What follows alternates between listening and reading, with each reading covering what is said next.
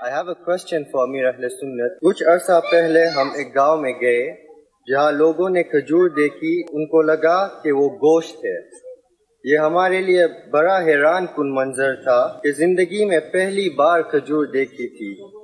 الحمدللہ آج ہم اسی علاقے میں ہیں، راشن کی تقسیم بھی کی، یہاں دعوت اسلامی کا ایک مرکز بھی ہے۔ ایسے ہی ہمارا کئی علاقوں میں جانا ہوتا ہے جہاں لوگ کافی غریب زندگی بسر کر رہے ہیں۔ جب ان کے پاس کھانے کے لیے کچھ نہیں تو ہم ان کو نماز اور مدرسہ کے لیے کیسے بلائیں، جب ان کے سب سے پہلے فکر یہ ہے کہ ان کو اپنا پیٹ بھرنا ہے۔ پیارے مرشد اس حوالے سے مدنی پھول عطا فرمائے۔ ماشاءاللہ۔ اس میں یہ ہے کہ کچھ نہ کچھ تو یہ کھا رہے ہیں، ورنہ زندہ کیسے رہتے؟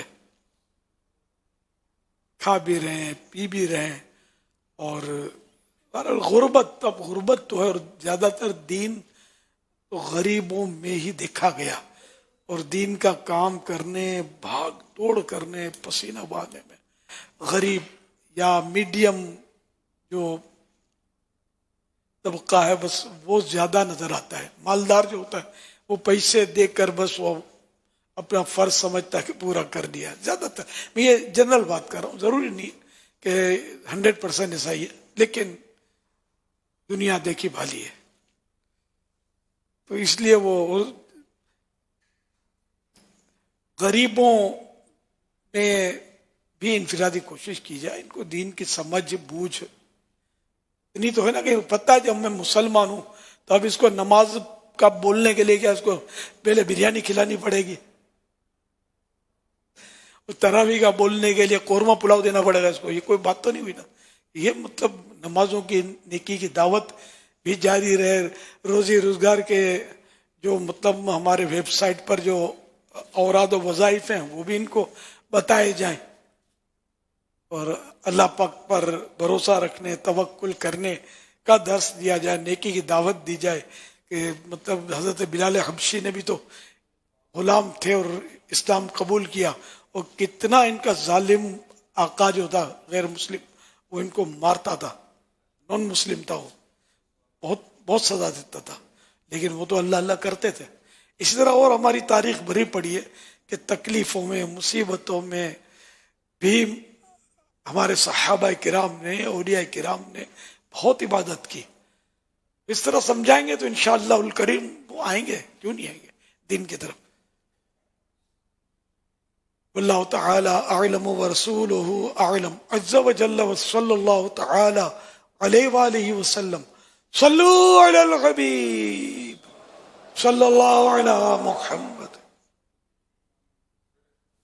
اسمي محمد وأنا من سوريا. هل يجوز أن نحلف بالقرآن أو الكعبة؟ ماشاءاللہ، انہوں نے یہ پوچھا ہے کہ قرآن کریم اور کعبہ شریف کی قسم کھائی جا سکتی ہے؟